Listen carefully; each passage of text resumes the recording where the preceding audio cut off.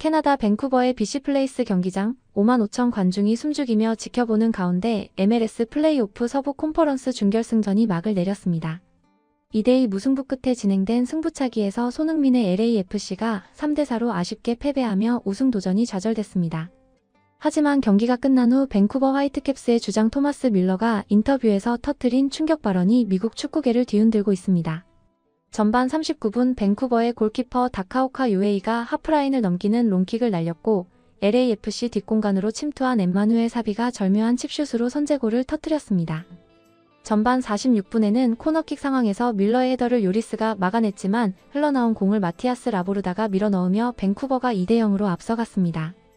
LAFC는 전반전 단 한 차례의 슈팅도 기록하지 못하며 완전히 무너진 모습이었습니다.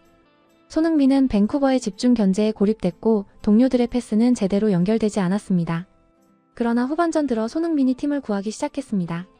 후반 15분 문전 혼전 상황에서 손흥민의 첫 번째 슈팅은 골키퍼가 막아냈고 두 번째 슈팅은 수비수의 몸에 맞았습니다.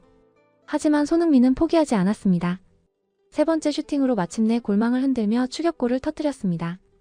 후반 47분에는 밴쿠버의 센터백 블랙먼이 경고 누적으로 퇴장당하며 LAFC에게 수적 우위의 기회가 찾아왔습니다.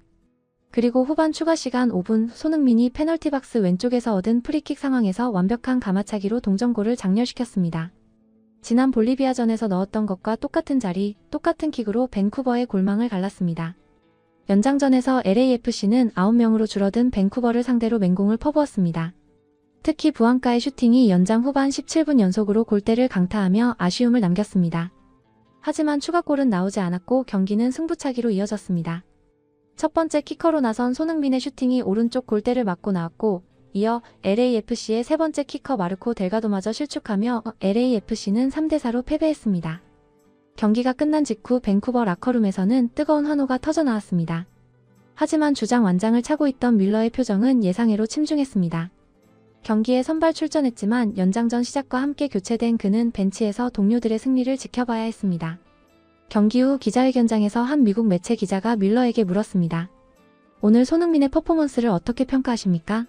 뮬러는 잠시 말없이 고개를 저었습니다. 그리고 입을 열었습니다. 솔직히 말하면 우리가 이긴 게 아닙니다. 손흥민을 상대한 게 아니라 LAFC의 탐욕을 상대한 겁니다. 기자회견장이 순간 조용해졌습니다. 뮬러는 계속 이야기를 이어갔습니다. 내 축구 인생에서 이런 미친 선수는 메시 이후 처음 봤습니다. 전반전에 우리가 2대0으로 앞서가고 있을 때도 손흥민만은 포기하지 않았죠. 그의 눈빛을 봤습니다. 저 선수는 절대 지지 않는다는 확신이 있었습니다. 그의 발언은 여기서 끝나지 않았습니다. 하지만 우리에게 행운이 찾아왔습니다. LAFC의 다른 공격수들이 너무나 탐욕스러웠거든요. 손흥민에게 자연스럽게 패스를 하지 않은 것, 그게 우리의 승리 요인이었습니다. 미국 스포츠 전문지 기자는 뮬러에게 구체적으로 어떤 장면을 말하는 것이냐고 재차 물었습니다. 뮬러는 단호하게 답했습니다. 만약 손흥민에게 한 번이라도 더 공이 갔다면 우리는 패배했을 겁니다. 그 정도로 차원이 달랐습니다.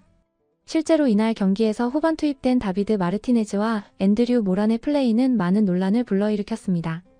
후반전 체룬돌로 감독은 분위기 전환을 위해 마르티네즈와 모란을 투입했습니다. 하지만 두 선수는 손흥민이 완벽한 위치를 잡고 있음에도 불구하고 무리한 개인 플레이를 강행했습니다. 특히 마르티네즈는 연장전에서도 중거리 슈팅을 난사하며 공격 흐름을 끊었고 모란 역시 손흥민이 손을 들어 패스를 요구하는 상황에서도 본인이 직접 해결하려는 모습을 반복적으로 보였습니다.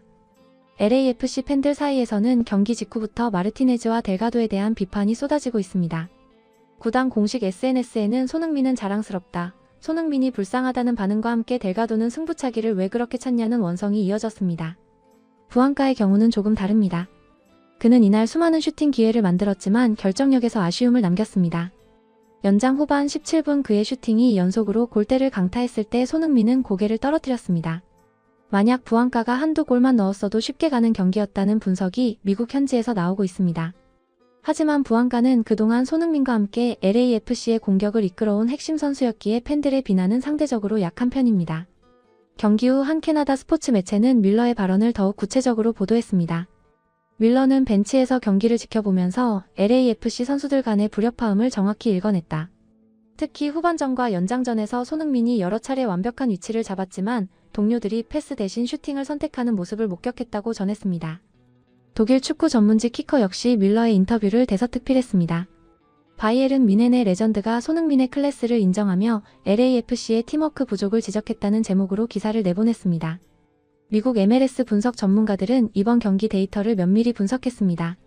ESPN 축구 분석가는 손흥민이 후반전 들어 팀 내 최다 슈팅 기회를 창출했지만 정작 본인에게는 공이 제대로 전달되지 않았다며 특히 연장전에서 손흥민이 박스 안에서 손을 들며 패스를 요구했던 장면이 3차례나 있었지만 모두 무시됐다고 지적했습니다.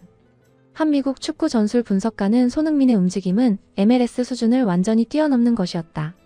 공간을 창출하고 수비를 끌어내는 능력이 탁월했다. 하지만 동료들이 그의 움직임을 읽지 못하거나 의도적으로 무시한 것처럼 보였다고 분석했습니다. 경기 후 LAFC 라커룸은 침통한 분위기였습니다. 손흥민은 동료들을 격려하며 다음 시즌을 기약하자고 말했지만 그의 표정에서는 깊은 아쉬움이 묻어났습니다. 한 구단 관계자는 익명을 조건으로 손흥민 선수가 혼자서 팀을 살리려고 했지만 동료들의 지원이 부족했다. 특히 교체 투입된 선수들의 이기적인 플레이가 팀 전체의 흐름을 깨뜨렸다고 토로했습니다. 밴쿠버 감독 예스페르 쇠렌센은 경기 후 기자회견에서 우리의 전술은 간단했다. 손흥민을 최대한 고립시키고 다른 선수들이 개인 플레이를 하도록 유도하는 것이었다. 다행히 후반전에 LAFC 선수들이 우리의 의도대로 움직여줬다고 솔직하게 인정했습니다. 미국 스포츠 심리학 전문가는 팀 스포츠에서 스타 플레이어에 대한 질투와 경쟁 심리가 팀워크를 해칠 수 있다. 손흥민이라는 압도적인 스타가 합류하면서 다른 선수들이 자신의 존재감을 증명하려는 욕구가 과도하게 표출된 것으로 보인다고 분석했습니다. 흥미롭게도 경기 내내 손흥민을 견제했던 밴쿠버 수비수들은 경기 후 손흥민을 극찬했습니다. 한 밴쿠버 수비수는 손흥민을 막는 것은 불가능했다. 우리가 할 수 있는 건 그저 그의 동료들이 그에게 패스하지 않기를 바라는 것뿐이었다고 말했습니다. 승부차기에서 실축한 손흥민은 경기 후 인터뷰에서 연장 후반 막판에 근육 경련이 있었다. 승부차기를 차려는 순간 경련을 다시 느꼈고 정확하게 차지 못했다며 아쉬워했습니다. 하지만 그는 개인적인 성과보다는 팀의 승리가 가장 중요했는데 그것을 이루지 못해 아쉽다며 성숙한 모습을 보였습니다. 미국 현지 반응은 뜨겁습니다. MLS 공식 소셜미디어에는 손흥민이 진짜 LAFC의 문제를 보여줬다. 저런 선수를 제대로 활용하지 못하는 팀이 우승할 자격이 있나라는 댓글이 쏟아지고 있습니다. 한 미국 팬은 메시가 인터 마이애미에서 부스케츠, 수아레즈, 알바 같은 동료들의 지원을 받는 것과 대조적이다. 손흥민은 혼자 싸우고 있다고 지적했습니다. LAFC 팬 커뮤니티에서는 다음 시즌에는 손흥민과 호흡을 맞출 수 있는 선수들을 영입해야 한다는 목소리가 높습니다. 특히 손흥민의 움직임을 이해하고 적절한 패스를 줄 수 있는 중원 선수가 절실하다는 분석이 지배적입니다. 이번 시즌 MLS 데뷔 전부터 맹활약을 펼친 손흥민은 정규 시즌 10경기에서 9골 3도움을 기록했습니다. 플레이오프에서도 3경기 3골 1도움으로 팀을 이끌었지만 아쉽게 8강에서 탈락했습니다. 그럼에도 불구하고 손흥민의 MLS 첫 시즌은 충분히 성공적이었다는 평가가 지배적입니다. MLS 역사상 최고 이적료인 2,660만 달러에 영입된 손흥민은 그 값어치를 충분히 증명했습니다. 밀러의 발언처럼 메시 이후 처음 보는 미친 선수라는 찬사가 과장이 아님을 보여줬습니다. 이제 관심은 다음 시즌으로 향하고 있습니다. LAFC가 손흥민을 중심으로 팀을 재정비하고 그를 제대로 활용할 수 있는 전술과 선수단을 구축할 수 있을지, 그리고 손흥민이 다시 한번 MLS 우승 도전에 나설 수 있을지 전 세계 축구 팬들이 주목하고 있습니다. 분명한 것은 손흥민이 MLS에서도 여전히 월드클래스 선수임을 증명했다는 사실입니다.